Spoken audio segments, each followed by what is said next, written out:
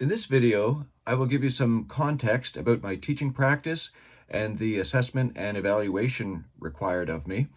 I will discuss the central theme of the Assessment and Evaluation in Education course, and then lead you through a discussion of each week of learning. In the end, I will point out 4 central themes and have a final reflection about sharing power in the classroom. I have taught outdoor education through my business and a local not-for-profit camp for over 10 years. I am also certified in ESL and have taught English to adults in Peterborough and Durham for 3 years. In my teaching practice, assessment has primarily been my responsibility. For example, in a paddling course, I provide feedback as students learn maneuvers for levels 1 through 4, and then I award certificates and badges upon the completion of the course. Similarly, when running an outdoor education program at the camp, I have complete autonomy over debriefs and the educational component. The Canadian language benchmarks form the foundations for ESL instruction in Ontario. This national framework has become the ESL classroom planning, instruction, and assessment standard. Despite its structured approach, I have significant autonomy in assessment and evaluation in the classroom, allowing me to apply critical reflection and integrate transformative ideas from this course into my practice. Having nearly completed this course, this video synthesizes my reflections, highlighting key insights and big ideas from each week. It will guide you through my learning in what I hope to be a scholarly manner. It explores themes, challenges, interrogation, and transformation in the course. The central theme, power in education. Throughout this course, my reflections have consistently returned to a central theme, the role of power in education, how it is shared, transferred, withheld, or reinforced, from formative and summative assessment to student agency, feedback, and self-authorship. Each week's exploration deepened my understanding of how power shapes learning experiences. Martin Thompson et al. In their 2021 essay described power as an influential inequity in positioning and access to resources between two entities. In other words, an advantage often used to exert control over another. In an educational context, power is often equated with the degree of explicit and implicit scholarly and institutional knowledge and status. In week 1, I learned about the power of assignment design. Hattie, in 2015, referenced Bob Stake's quote, "When the cook tastes the soup, it's formative. When the guests taste the soup, it's summative." This metaphor resonated with me because both students and teachers want the soup, the learning assignment, to turn out well. However, how assignments are designed can significantly impact a student's experience of power in the classroom. My wife commonly asks me to taste the soup she creates in our home. She has agency and confidence in her work, but wants feedback from a trusted source. In the same way, a student should be able to receive formative feedback from their teacher, a trusted source. I reflected on an ESL student who cried when asked to write 3 paragraphs about her 5-year plan.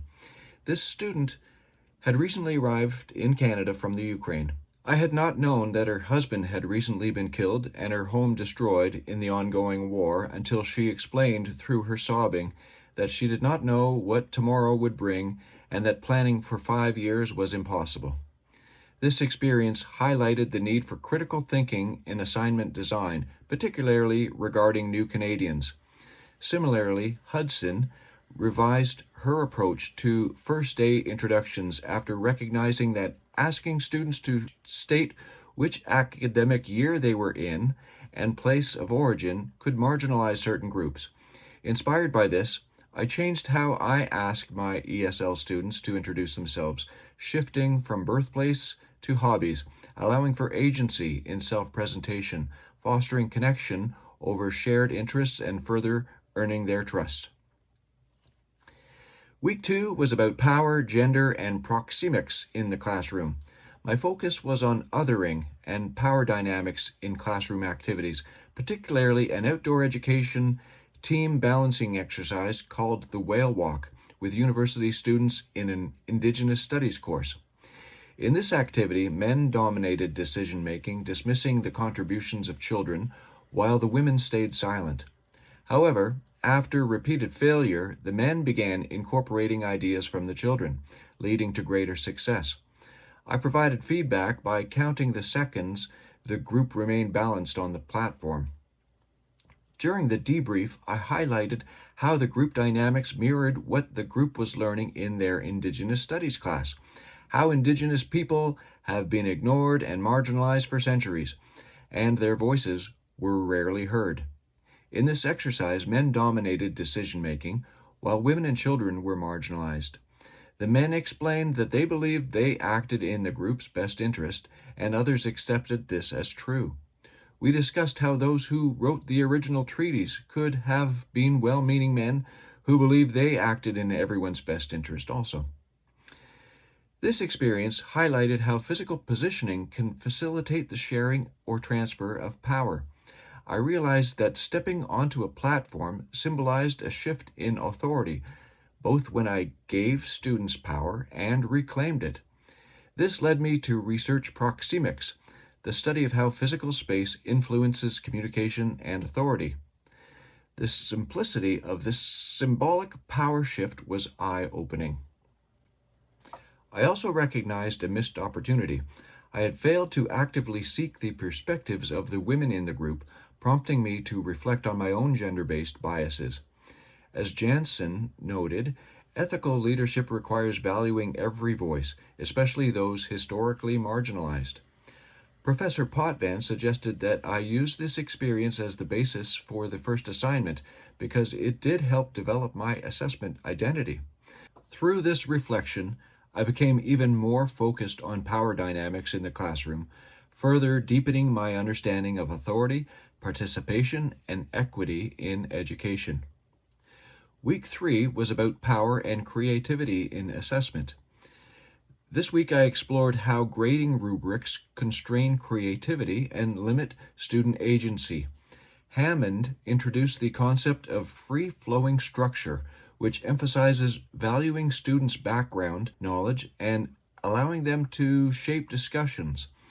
However, allowing for creativity creates a challenge. How do we assess work that does not fit neatly into standardized rubrics? I used the analogy of children playing in a sandbox. Most build sandcastles, but one builds a unicorn. Should the unicorn builder's creativity be penalized for deviating from expectations? I proposed that students co-create personal rubrics with their teachers, akin to Lauricella's 2021 article that gives an example of artists writing statements explaining their creative choices. This would require ongoing formative assessment, positioning the teacher as a guide rather than a gatekeeper of grades, reflecting my teaching philosophy and epistemology. The Week 4 readings focused on how feedback functions as a tool of power. I critiqued Renninger's 4-step feedback process through the lens of workplace dynamics, questioning whether feedback is always constructive or can sometimes reinforce authority rather than improve performance. Is the employee's best interest at the core of the feedback? Is feedback being given for the organization's benefit, or is it merely an assertion of authority? Is the goal to improve the situation or assign blame? In contrast, I explored the See, Think, Wonder framework, which promotes reflection and collaborative meaning-making. This model shifts power dynamics by making feedback a shared dialogue rather than a one-way directive, stimulating curiosity and inviting students to reach for new connections. A real-life example of power redistribution occurred when Professor Potvin allowed us to grade ourselves on our discussion posts. I awarded myself a 91%, justifying it based on my engagement and effort. However, I later felt pressure to maintain this level, even as my workload increased. This experience made me reflect on the emotional burden of self-assessment and whether students always benefit from this level of autonomy. Week 5 introduced the concept of self-authorship, where students transition from relying on external validation to forming their own beliefs and identities. From Baxter Magolda. For ESL students, self-authorship is particularly complex as they must balance respect for their heritage with linguistic and academic adaptation. Moving towards independence and self-definition may mean moving away from cultural norms and expectations. I wrestled with a key ethical question. Should teachers actively encourage students to push past family and cultural expectations to pursue self-authorship? This parallels the broader dilemma of how much power a teacher should wield over a student's personal growth. Ultimately, I recognize the need to facilitate self-authorship without imposing my own values, instead highlighting options with challenges to empower student agency. In Week 6, I explored narcissism in teaching and the hidden power of feedback. Through Clark and Elbra Ramsey's article, I critically examined the narcissistic dimensions of teaching. Drawing on Friedman, I explored the idea that feedback can sometimes serve the teacher's ego rather than student growth. Teachers may unconsciously expect obedience, validation, or affirmation of their authority through the feedback process. This led me to Allen's Benign Violence, Education in and Beyond the Age of Reason. Allen argued that modern education maintains societal control while masquerading as liberation, echoing Foucault's book, Discipline and Punish. These perspectives force me to rethink traditional feedback. Is feedback truly about student growth, or does it serve as a mechanism for reinforcing authority? This course has given me 4 transformative ideas. The first about power and authority in the classroom, with examples like the whale walk exercise that revealed gender-based power dynamics. Stepping on to an elevated platform symbolized authority. The self-grading challenged traditional hierarchical assessment structures, and feedback can be used constructively or as a power play. The second idea is about critical reflection and bias awareness. Hudson's revision of introductions made me reconsider my own approach to ESL students. The whale walk highlighted my unconscious gender bias, and Jansen reminded me that ethical leadership requires valuing marginalized voices. The third idea is about student agency and creativity in assessment. Hammond's free-flowing structure supports agency and individualized learning. Personal rubrics allow students to direct their own learning. Lauricella emphasized that grades don't always reflect creativity.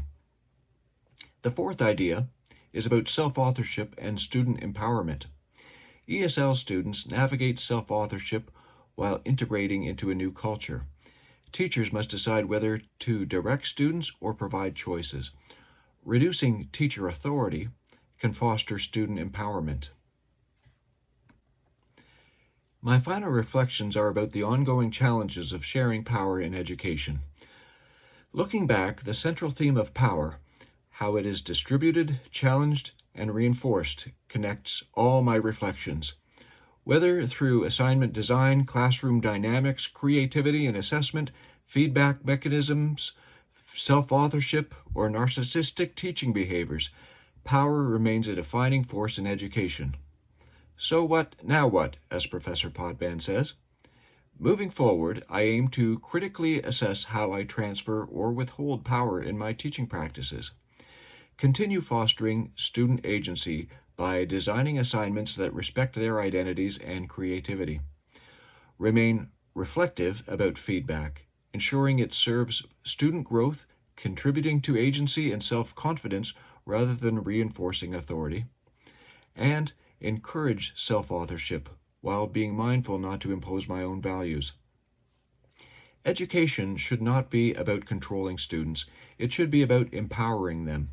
This course has reinforced my belief that a truly effective teacher must be willing to question their own power and actively work to share it.